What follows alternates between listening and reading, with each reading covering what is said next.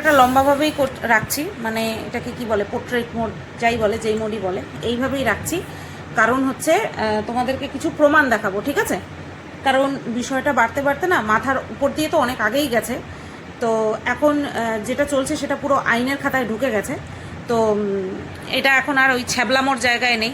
তো সেই জন্য আমার এখানটায় যেহেতু হচ্ছে, এই জায়গাটা যেহেতু আমার আর্নিংয়ের জায়গা, এখানটায় আমি নিজেকে যেহেতু সাফ রাখবো, তার জন্য এই বিষয়গুলো আমার এখানেও দেখাতে হবে।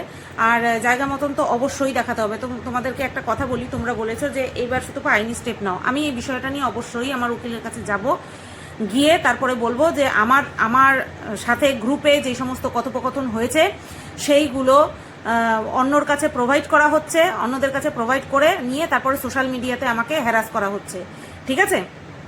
তো এই বিষয়টা নিয়ে আমি একদমই নেগলেক্ট করব না, এটা কথা দিলাম।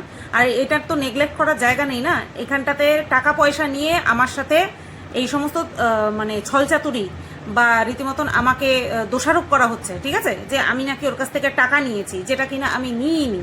তো সেটাই আমি তোমাদের কাছে প্রুফ করব। যে রেকর্ডিংটা তোমাদেরকে শোনানো হয়েছে, আমি জানি না সেই রেকর্ডিংটা কোথাকার, ঠিক আছে? আমার সাথে ওর এই ধরনের কোনো কথোপকথন হয়েছে বলে আমার ফোনে নেই। এবার যদি আমার মিস্টেক হয়ে থাকে, সেটা যেন প্রমাণ সহ, আমি যেরকমভাবে দেখাচ্ছি আমাকে যেন এইভাবে প্রমাণ সহ দেখানো হয়, ঠিক আছে?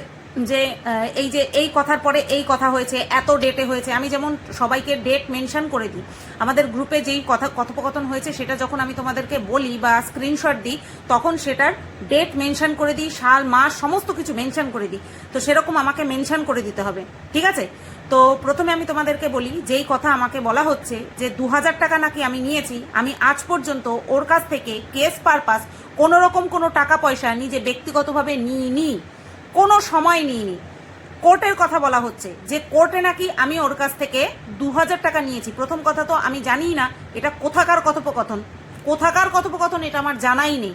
আমার সঙ্গে বলেছে নাকি আলাদা করে বলেছে আমার জানা নেই, সত্যি বলছি এটা আমার জানা নেই। ওর সঙ্গে আমার যে কথোপকথন হয়েছে সেখানটায় এইরকম কোনো কথোপকথন আমার সাথে ওর হয়নি। আমি চেক করেছি, নেই। গ্রুপেও আমি চেক করেছি। ওই সময়টা যে এই সমস্ত কথা তো সব সময় হয় না, যখন ডেট আসে কোর্টে যেতে হয় তখনই এই সমস্ত কথাবার্তা হয়েছে, এছাড়া তো আর কোনো কথা হয়নি। তো সেই সময়টা আমি চেক করেছি। এবার আমার চেকিংয়ে যদি কোনো রকম কোনো খামতি থাকে, তাহলে আশা করছি সেটা প্রুফ সহ এখানটায় প্রেজেন্ট করবে। যেহেতু এখানটায় সমস্ত কিছু এইরকম খোলা খাতার মতন রেখে দিয়েছে, তার জন্য এখানটায় প্রেজেন্ট করতে হবে, ঠিক আছে? আর আমার জ্ঞানত আমার মনে পড়ে না আমি ওর কাছ থেকে কোনো রকম কোনো টাকা নিয়েছি। এবার আমি তোমাদেরকে বলি, যেই রেকর্ডিংটা শোনানো হয়েছে সেখানে বলছে আমি নাকি কোর্টে বসে 2000 টাকা নিয়েছি। আর ও যদি চায়, এখানটায় ও মানে কাকে বলা হয়েছে সেটা কিন্তু আমরা কেউ জানি না, তাই তো? এখানে ও বলতে কাকে বলা হয়েছে আমি তোমাদেরকে একটা কথা বলি। আমি আর এই মন্দিরা সরকার একটা কোর্টেই দেখা করেছি, সেটা হচ্ছে রানাঘাট কোর্টে, ঠিক আছে? রানাঘাট কোর্টেই দেখা করেছি। আর রানাঘাট কোর্টে শুধুমাত্র আমার বিরুদ্ধেই ওরা কেস করেছিল। রানাঘাট কোর্টে কিন্তু রুম্পা নামক যে মহিলাটি আছে সেই মহিলাটি কিন্তু ইনক্লুড ছিল না। রুম্পা কোথায় ইনক্লুড ছিল? বনগাঁ থানায় আর বনগাঁ কোর্টে ইনক্লুড আছে, এখনো পর্যন্ত আছে, ঠিক আছে? তো একমাত্র কোর্টে দেখা হয়েছে মন্দিরা সরকারের সাথে আমার রানাঘাট কোর্টে। বনগাঁ কোর্টে এখনো পর্যন্ত মন্দিরা সরকারকে আসতে হয়নি। তাহলে এখানটায় যে কোর্টের কথা বলা হলো, যে কোর্টে একবার তুই আমার কাছ থেকে 2000 টাকা নিয়েছিলি, আমি নিয়েছিলাম 2000 টাকা। আমি তোমাদেরকে ক্লিয়ার করছি, আমার যত দূর মনে আছে আমি তোমাদেরকে ক্লিয়ার করে দিচ্ছি, ঠিক আছে? রানাঘাট কোর্টে আমি প্রথমে গেছিলাম। ওরা প্রথমে কেস করেছিল, ওরা প্রথমে কোর্ট মারফত করেছিল নাকি থানা মারফত করেছিল, যাই হোক আমি জামিন নিয়েছিলাম, সেটা তোমরা সবাই জানো। আমার 5000 টাকা খরচ হয়েছিল। আমার 5000 টাকা খরচ হয়েছিল শুধুমাত্র ওই বন্ড পেপারটার জন্য, বন্ড পেপারে সাইন করার জন্য আমার 5000 টাকা খরচ হয়েছিল, ঠিক আছে?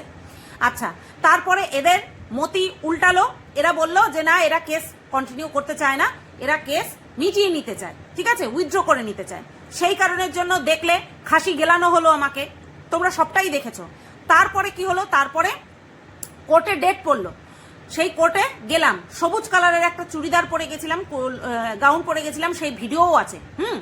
ওই সময় কোর্টে আমরা যাই, আমি যাই, সোমনাথ চক্রবর্তী যায় আর মন্দিরা সরকার যায়, ঠিক আছে? আমরা এই তিনজন ওদের গাড়িতে করেই গেছি। গাড়িতে করে গিয়ে তারপরে ওরা যেই উকিল ঠিক করেছিল সেই উকিল ধরে নিয়ে, সেই উকিল ধরে নিয়ে তারপরে ওনারা কি করেন না করেন আমার জানা নেই, আমাদেরকে ম্যাজিস্ট্রেটের সামনে যেতে হয়, ঠিক আছে, দুজনকেই যেতে হয়, আমরা দুজন একসঙ্গে গেছিলাম, আমরা বলেছিলাম যে হাত ধরাধরি করে দুজনে গেছি, ঠিক আছে। ওই যাওয়াই শেষ যাওয়া, রানাঘাট কোর্টে আমাদের আর যেতে হয়নি এখনো পর্যন্ত। 24 সালের ঘটনা, এটা 26 সাল চলছে, ঠিক আছে। এর পরে আর কোনো সময় আমাদেরকে রানাঘাট কোর্টে যেতে হয়নি। তো সেই দিন যেই ফিসটা হয়েছিল সেটা মন্দিরা সরকার দিয়েছিল। কেস করবে ও, উইথড্র করবে ও, সেখানটায় আমি পয়সা দেব, তাই না? সেখানটায় আমি পয়সা দেব। আমাকে কখন টাকা সাদা হয়েছিল? বনগা কোর্টে যখন আবারও, বনগা থানায় যখন আবারও ওর বাচ্চাকে শিখণ্ডী করে আবারও আমার নামে কেস করা হয়, তখন আমাকে টাকা সাদা হয়েছিল। তখন আমি বলেছিলাম যে না, আমি টাকা নেব না। কিন্তু ওই রানাঘাট কোর্টে যেই কেসটা উইথড্র করার জন্য যে সমস্ত প্রসেসিং হয়েছিল, সেইখানে যেই টাকা লেগেছিল সেটা ও দিয়েছিল। আর এটা তো ওরই দেওয়া কর্তব্য। ও বারবার কেস করবে, ও তুলবে, আর সেখানটায় বারবার আমি খেসারত দেব। প্রথম রেকর্ডিংটা এই নোংরা মেল ক্রিয়েটার কোন বিষয়ে ছেড়েছে? বনগা কোর্টের বিষয়ে ছেড়েছে। সেই বিষয়টা আমি ক্লিয়ার করেছি তোমাদেরকে। যেই এই বিষয়টা ক্লিয়ার করে নিজেকে ক্লিন চিট দিলাম, হ্যাঁ, যে আমি 750 টাকা ওর কাছ থেকে নিইনি। এই জানোয়ার মহিলা এতটা নোংরা, সে সমস্ত কিছু আইনি বিষয়ে সমস্ত কিছু দিয়ে রেখেছে এই নোংরা একটা মেল ক্রিয়েটারকে। এই জিনিসটা করে ও আরো ভালো করেছে, আমার জন্য আরো ভালো করেছে। এই যে পুরো অরিজিনাল ভয়েসটা এই নোংরা মেল ক্রিয়েটারটা এইটা চ্যানেল থেকে ছেড়েছে, এটাতে করে পুরো পরিষ্কার হয়ে গেল যে এরা মন্দিরা সরকার আর সোমনাথ চক্রবর্তী, এরা এই মেল ক্রিয়েটারকে দালাল হিসেবে পুষে রেখেছে। আমার সঙ্গে যা ব্যক্তিগত কথোপকথন হয়েছে সেগুলি সমস্ত কিছু সোশ্যাল মিডিয়াতে প্রোভাইড করছে। পুরো পরিষ্কার হয়ে গেল এই শর্ট ভিডিওটার থ্রুতে, সমস্ত কিছু পরিষ্কার হয়ে গেল, যেটা কিনা আমার জন্য খুব লাভদায়ক হবে, মারাত্মক লাভদায়ক হবে। আমি যেদিন যাব আমার উকিলের সাথে কথা বলতে, আমি সেদিনই এসে তোমাদেরকে আপডেট দেব, ঠিক আছে? সেদিনই এসে আপডেট দেব। রানাঘাট কোর্টে একবারই যাওয়া হয়েছে। তোমরা ভাবো এই কথাটার মধ্যে কি বলা হয়েছে। মনে করে দেখ, তুই সেইভাবে আমার কাছ থেকে টাকা পয়সা চাসনি, কিন্তু তুই একবার কোর্টে বসে আমার কাছ থেকে 2000 টাকা নিয়েছিলিস। ও যদি চায় ওকে তাহলে দেব, যদি না চায় তাহলে ওপর দিয়ে বেরিয়ে যাব। ও চায় মানে? রানাঘাট কোর্টে তো রুম্পা ইনক্লুড ছিল না। রানাঘাটের যে আমার বিরুদ্ধে যে কেস করা হয়েছিল সেই কেসে তো রুম্পা ইনক্লুড ছিল না। তাহলে এখানে কার কথা বলা হয়েছে? এখানে কার কথা বলা হয়েছে যে 2000 টাকা যে ও যদি চায় তাহলে ওকে দেব, নতবা দেব না? কার কথা বলা হয়েছে? তো যাই হোক, এটা আমার কাছে মনে হয়েছে পুরোটাই ছলচাতুরি করা হচ্ছে। আর যদিও বা এটা সত্যি হয়ে থাকে, আমার একদম ডিটেলস প্রমাণ চাই। আমার কাছেও দিতে হবে, জায়গা মতনও দিতে হবে, ঠিক আছে? এবার আমি তোমাদেরকে দেখাবো যে যেই কথোপকথন আমি তোমাদেরকে শুনিয়েছি, যেটা কিনা এই নোংরা মেল ক্রিয়েটারটা আমাকে সাজাচ্ছিল যে আমি নাকি 750 টাকা চেয়েছি, এই মন্দিরা সরকারের কাছ থেকে নাকি আমি 750 টাকা চেয়েছি, সেটা যে মিথ্যে কথা, সেটা যে আমি চাচ্ছিলাম না। এ তো সবসময় উদরপিণ্ডি বুদর ঘরে চাপায়, সেটা তোমরা সবাই জানো। সেটা আমি প্রমাণ করে দিয়েছি যে আমি আমার কথা বলছিলাম, আমি রুম্পার কথা বলছিলাম, ঠিক আছে? এবার আমি তোমাদেরকে শোনাবো যে ওই দিন ওই কথোপকথনে এই ধরনের কোনো রেকর্ডিং ছিল কিনা, ঠিক আছে? দাঁড়াও, আমি একটুখানি ওপেন করে নিই পেজটা ওপেন করে নিয়ে তারপরে তোমাদেরকে শোনাচ্ছি। এই পুরো ঘটনাটা হচ্ছে 2রা মার্চের, ঠিক আছে? পুরো ঘটনাটা হচ্ছে, কথোপকথনটা হচ্ছে 2রা মার্চের। আমি যেমন টাইম টেবিল সব মেনশন করে দিলাম, ও যেন সমস্ত কিছু মেনশন করে দেয়। সে দালাল মারফত করুক, নিজে এসে করুক, সেটা আমার দেখার দরকার নেই। ও যেন করে, আমি নিজে দেখবো খুঁটিয়ে। ওর কাছে যখন আছে তখন আমার কাছেও আছে, তাই তো? আমি সেটা দেখবো, দেখে নিয়ে আবারও বলতে আসবো। কারণ আমি টাকা পয়সা নিয়ে 9-6 কারোর সাথে করি না, জিন্দেগিতে করিনি। আমি আমার বাবার কাছ থেকে টাকা পয়সা নিই না, আমি আমার শ্বশুর মশাইয়ের কাছ থেকে অভাবে পড়েও টাকা নিইনি। আর তোরা কোথাকার কে যেখানে আমি ইনকাম করি?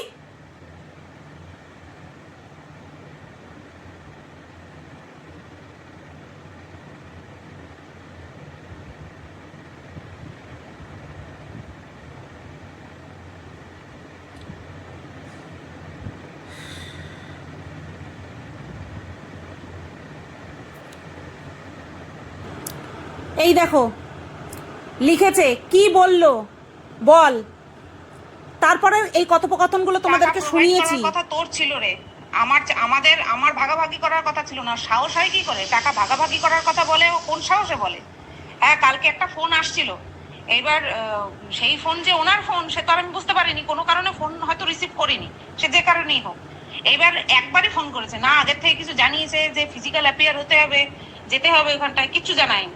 এই আমি এখন ফোন করে তাই জানতে পারলাম। ভাব, একটা উকিল তার অনেক টাকা লাগবে, মানে 500 টাকা লাগবে হচ্ছে ওই কপিটা নেওয়ার জন্য। ও বাবা, কপিটা নেওয়ার জন্য 500 টাকা লাগবে, আর উকিলের ফিস দিতে হবে মনে হয় 250 টাকা, মনে হয় এরকম। এইবার কি লেখা দেখো, আচ্ছা সোমনাথ আসুক, তুই কি আজ যাবি? হ্যাঁ, যাওয়া তো লাগবেই, ওই সই না করলে হবে না। আমি বলেছিলাম যে আমি তো ঠাকুরনগরেই বাড়ি, আমি সন্ধ্যাবেলায় গিয়ে যদি চেম্বারে গিয়ে নিয়ে আসি, বলছে না কোর্টে এসে সইটা করতে হবে, আর আরেকটা ডেট আসলে পরে বিষয়টা পুরো মিটমাট হয়ে যাবে। ঠিক আছে, সোমনাথ আসুক, ওকে সব বলি, তারপরে ও কি বলে না বলে দেখি। তারপরে কি লেখা আমাকে জানাস তাহলে কত দিতে হবে। ওকে আর ফোন করিনি, উকিলের সাথে কথা বলে, তোদের তো একটাই উকিল, টোটাল কত লাগবে দুজনের। আমি কি তোর কাছ থেকে টাকা নিয়েছি নাকি এইসব ব্যাপারে? আর কেন নেব? আমার নিজের দায়িত্ব নেই? আর আমার মতে ওরেও তোর টাকা আর দেওয়া উচিত হবে না। আগে একবার দিয়েছিস না, এবার আর দিবি না, আমার মতে এটাই বলে। এইবার আমি একটুখানি ফ্রন্ট ক্যামেরাটা অন করছি, পেজটা এখানেই থাকবে। ফ্রন্ট ক্যামেরাটা কেন অন করলাম, কারণ হচ্ছে এই যে নোংরা মেল ক্রিয়েটারের মাধ্যমে একটা ভয়েস রিভিল হয়েছে, সেখানটায় কি বলা হচ্ছে যে কোর্টে, মনে করে দেখ, কোর্টে তুই আমার কাছ থেকে 2000 টাকা নিয়েছিলিস। এটা পরিষ্কার হয়ে গেল যে বনগা কোর্টের কথা কিন্তু এখানটায় ওই রেকর্ডিং এ যেটা ছেড়েছে, দালাল মারফত ছেড়েছে, সেটা কিন্তু এই বনগা কোর্টের কথা নয়, কারণ বনগা কোর্টে এখনো পর্যন্ত মন্দিরা আসেনি। ঠিক আছে, তাহলে এই যে রেকর্ডিংটা, এটা কোন কোর্টের পারপাস, কোন কেসের পারপাস বলা হয়েছে, এটা যেন প্রমাণস্বরূপ দেয়। এই কারণের জন্য আমি বলেছি, বুঝতে পেরেছো? আমি বলেছি যে আমি তোর কাছ থেকে টাকা নিয়েছি, তোর কাছ থেকে টাকা চেয়েছি কোনোদিনও? তারপরে কি বলেছি, ওকে তো প্রথমে দিয়েছিস, এরপরে আর দিবি না, এইটা বলেছি। এইটা আমি নিজে পার্সোনালি ওকে সাজেশন দিয়েছি। এরপরে ও দেবে কি দেবে না সেটা ওর ব্যক্তিগত ব্যাপার, আমি বলতেই পারি, কিন্তু আমি যে টাকা নিইনি সেটা এখানটা পুরো পরিষ্কার করে বলছি। আর তারপরে কি আছে, পেজ নিশ্চয়ই তোমাদের মনে আছে। চলো ব্যাক ক্যামেরা অন করি এবার। দেখো, হ্যাঁ তো কি যে হচ্ছে বাল, মাথার উপর দিয়ে যাচ্ছে। আমি জানি কেস বন্ধ হয়ে গেছে। এখানটায় কি যেই রেকর্ডিংটা শোনানো হয়েছে সেই রেকর্ডিংটা আছে এখানে? এখান থেকে তো কিছু ডিলিট করলে পরে এখানটায় লেখা থাকবে যে ডিলিট করেছি আমি। কিছু কি লেখা আছে? কিচ্ছু লেখা নেই। তারপরে আমার কথা শোনো, মাথার উপর দিয়ে যাওয়ার কোনো কিছু নেই। আমিও জানতাম কেস বন্ধ হয়ে গেছে, কিন্তু সবকিছুতে একটা আইনি প্রসেস থাকে, তো সেটাই, এটা হচ্ছে ফাইনাল প্রসেস। আমাকে বললো এই সই করে একটা কপি তুলতে হবে, তুলে নিয়ে তার পরের ডেটে কেসটা মিটে যাবে। বললাম আর কেস মিটে গেল, মুখে মুখে তাই হয়? আমার মাথাটা গরম হয়েছে এই কারণেই যে একবার কেন ফোন করলো, একটা দায়িত্ব নেই? আমি গিয়ে বলবো যে একবার ফোন করলে হয়ে যায়, মানুষ তো কারণে অকারণে ফোনটা নাও ধরতে পারে, দ্বিতীয়বার করা উচিত ছিল। ঠিক আছে, আমি তাহলে ছোট্টির কাছে শুনে নেবো। বললো ঠিক আছে, এই তো, আর রেখে দিলাম। ইয়ে কি বলে, সোমনাথ বাড়ি আসলো, তা সোমনাথ বললো, সবকিছু শুনলো, দিয়ে সোমনাথ বললো যে ওই রুম্পাকে ফোন করো, করে বলো যে কত টাকা লাগবে না লাগবে, ফালতু শত্রু বাড়িয়ে তো লাভ নেই জীবনে, কত শত্রু বাড়াবো, টাকা না দিলে যদি আবার শত্রুতা শুরু হয়, তো একবার দেখো কত টাকা লাগবে, যা বলে পাঠিয়ে দাও।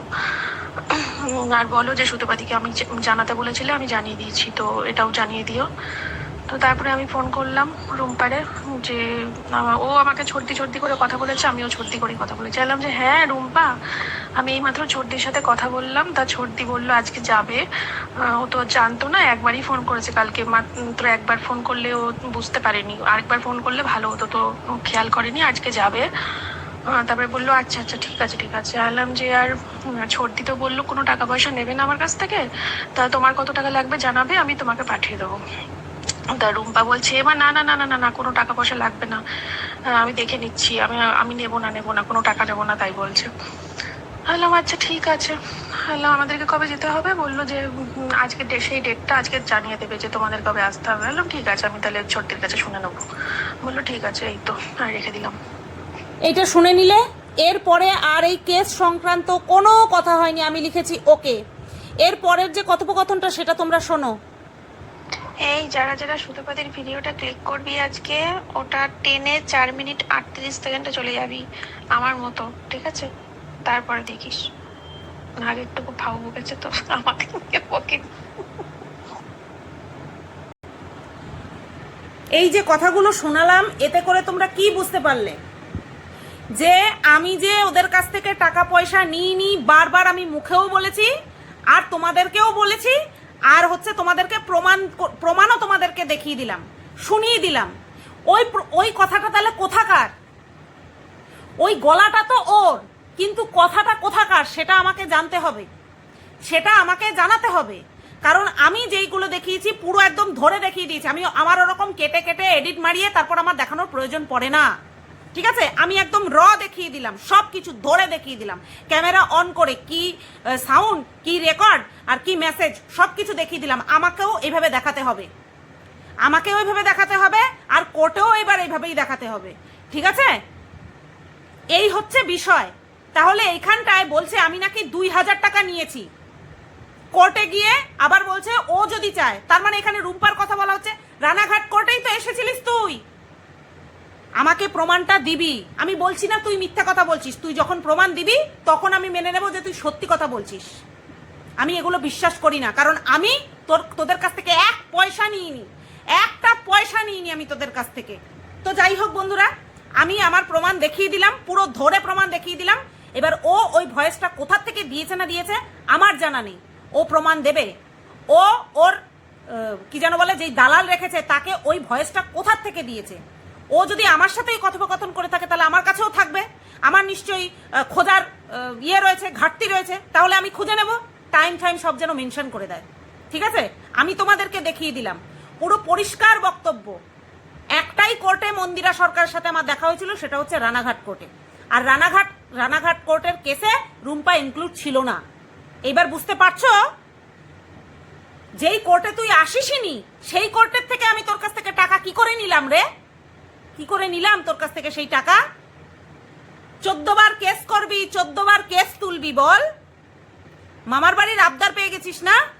আইন নিয়ে মামার বাড়ির আবদার, মামার বাড়ির খেলা খেলছিস। খেল, কত খেলতে পারিস খেল। আর টাকা যে ইনকাম করছিস জমা, খরচ করিস না, কিন্তু কাজে লাগবে। চলো, আমি আমার প্রমাণ দিয়ে দিয়েছি, আমি দরকার পড়ে আরো একটা প্রমাণ দিচ্ছি, দাঁড়াও। ক্যামেরা অনই থাকবে, ঠিক আছে? এটা হচ্ছে মন্দিরের সঙ্গে পার্সোনালি কথা। এটা হচ্ছে নভেম্বর মাসে, সেপ্টেম্বর, অক্টোবর, নভেম্বর, 25শে নভেম্বর। দাঁড়াও দেখাই তোমাদের, কিচ্ছু বাদ দেব না।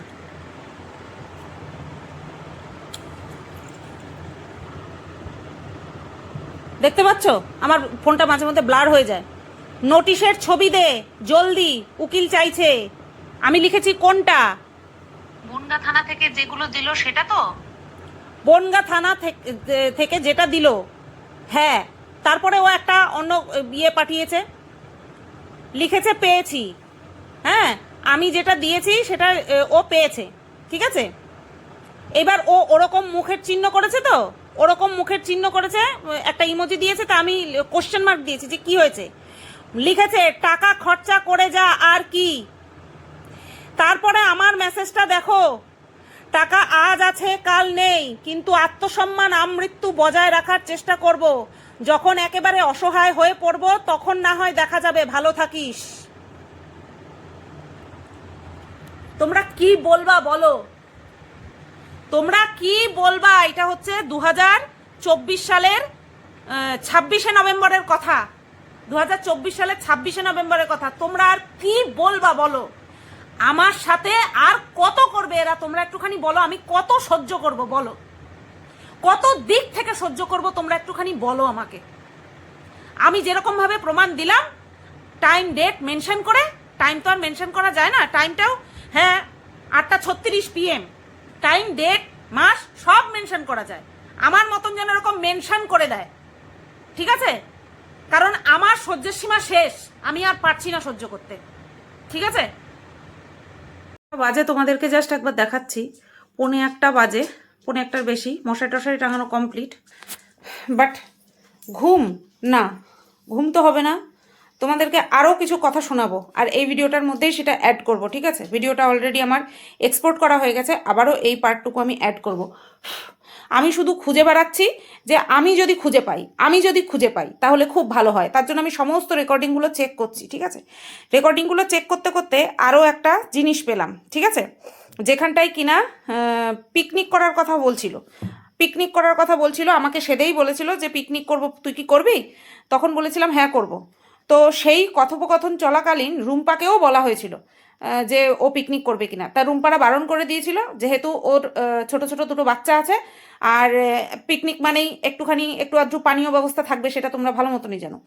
তো ওরা এর মধ্যে থাকবে না, যেহেতু বাচ্চা কাচ্চা আছে, তার জন্য ওরা না করে দিয়েছিল। তো এই সমস্ত কথোপকথনের মধ্যেই কিন্তু এই টাকা পয়সার বিষয়টাও আবারও উঠে আসে। এই যে আমাকে টাকা দিয়েছিল, আমি ফেরত দিয়ে দিয়েছিলাম, সেই বিষয়টা নিয়ে তোমরা নিজের কানে শুনে নাও, ঠিক আছে? অবশ্যই দেখাবো, দেখিয়ে শোনাবো। একটা কথা বলি, কিছু মনে করিস না। এই যে আমাকে পিকনিকের জন্য আমন্ত্রণ করছিস, ধর আমি গেলাম, তাতে করে বেশ কিছু মানুষের হয়তো অসুবিধা হতে পারে, তখন কিন্তু আমি অকওয়ার্ড মোমেন্টে পড়ে যাব। এইটা কিন্তু ভেবে দেখিস, বিশেষ করে রিয়াঙ্কা। বিষয় হয়, কারণ আমরাই রিয়াঙ্কার সাথে কথা বলেই তোকে জানিয়েছি যাতে ওর কোনো সমস্যা হবে কিনা, বা আমি ওকে বলেছি দেখ দিভাইকে বলবো, দিভাই আসলে খুব আনন্দ হবে। ও তারপরে বলছিল যে সে তো বুঝলাম, কিন্তু আমাকে তো পছন্দ করে না, ও আবার আমাকে তো সহ্য করতে পারে না। আলাম যে দেখ, তুই তো কখনো আজ পর্যন্ত সুতোবাদীর সাথে মুখোমুখি হসনি, ওর সাথে মিশিসনি, ওর সাথে দুদণ্ড কথা বলিসনি। ওকে যেটুকু দেখেছিস ক্যামেরাতে দেখেছিস, ক্যামেরাতে দেখে একটা মানুষকে কি বিচার করা যায়? যদি ওর সাথে বসে তুই সামনাসামনি মিশতিস, তাহলে কোনোদিনও তোর ওকে নিয়ে তোর টোটাল ধারণাটাই তোর 360 ডিগ্রি ঘুরে যেত। তখন ও বললো যে ঠিক আছে তুই বল আসতে। বললাম যে হ্যাঁ ওকে বলবো আসতে, ও আসলে খুব মজা হবে, দেখবি ও সামনে যখন কথা বলবে তখন তুই মানুষটাকে চিনতে পারবি কেমন। তো আমি একটু আপনার প্রশংসা করে দিয়েছি ফ্রিতে, ঠিক আছে? আর শোন, সেদিনকার জন্য রাগ করিস না। আরে তোকে সেদিনকে আমি টাকা রিটার্ন করেছি, এতে সোমনাথ আমাকে বলেছিল যে তোদের দুজনকে টাকা দিয়ে দিতে, তোকে আর রুম্পাকে। এবার তোদের দুজনকে দিয়ে দিয়েছিলাম। এবার সেদিনকে তোকে আর রুম্পাকে টাকা দেওয়ার পর তোর সাথে কি কথোপকথন হয়েছে, রুম্পার সাথে কি কথোপকথন হয়েছে, সেটা সোমনাথকে আমি বলিনি। কি বলবো? ওই তো রুম্পা নিয়ে নিয়েছে, তুই ফেরত দিয়ে দিয়েছিলি, তুই আমাকে মেসেজ পাঠিয়েছিস, কি বলবো? সব তো হোয়াটসঅ্যাপে রয়েছেই, আমি তো আর ডিলিট করছি না কিছু। আলাদা করে আবার বলার মতো কি আছে বিষয়টার মধ্যে আমি জানি না। তো যাই হোক, ও ভিডিওটা দেখলো, তোর দেখে টেকে তো সে বোম ব্লাস্ট করলো। তারপরে বলছে হ্যাঁ নিল না কেন, আমাদের জন্যই কেস হলো, আমাদের জন্য কেন টাকা পয়সা খরচা করবে, এটা কতটা খারাপ দেখায়, কতটা বিচ্ছিরি বিষয় হয়। আমরাই কেস করলাম, আমরা সেটা ভুল বশত করে ফেলেছি, একটা অন্যায় কিরকম একটা যেটা ও করেনি কখনো, ওই রকম চাইল্ড নিয়ে, তাও করে ফেলেছি, একটা ভুল হয়ে গেছে, সেখানে ও কেন ভুলের মাসুল দেবে বলে টলে বকবক করছিল। বললাম যে তা আমি তো বললামই, ও রিটার্ন করে দিয়েছে, ওর আত্মসম্মানে লেগেছে, হেনা তেনা। বলছে না এটা না নিলে হেনা তেনা। তারপরে যখন ওর সামনে ঘটনাটা ঘটলো, আমি তোকে দিলাম, তুই আমাকে ফেরত দিলি, ঘটনাটা যখন ওর সামনে আবার রিপিটেশন হলো, তারপরে আর কিছু বলে না। যাই হোক, ঠিক আছে, এই তো তাহলে ডিসেম্বরের আমি আর কত প্রমাণ দেব তোমাদেরকে বলো? আমি আর কত প্রমাণ দেব যে ও টাকা দিতে চেয়েছিল, আমি টাকা নিইনি? কত প্রমাণ দেব বলো? তোমরাই বলো কত প্রমাণ দেব? এবার প্রমাণ দেওয়ার পালা ওর। 3 জায়গা থেকে প্রমাণ দিলাম, 3 জায়গা থেকে, ঠিক আছে? একবার টাকা দিয়েছিল, 1000 টাকা দিয়েছিল, আমি ফেরত দিয়ে দিয়েছি, আবার পাঠিয়েছে, আবার ফেরত দিয়ে দিয়েছি, সেই প্রমাণও তো আমার গুগল পেতে রয়ে গেছে, তাই না? এবার ও আমাকে প্রমাণ দেবে, এবার ও নিজে দিক, আর ওই দালাল মারফত দিক, যেভাবে হোক প্রমাণ দেবে।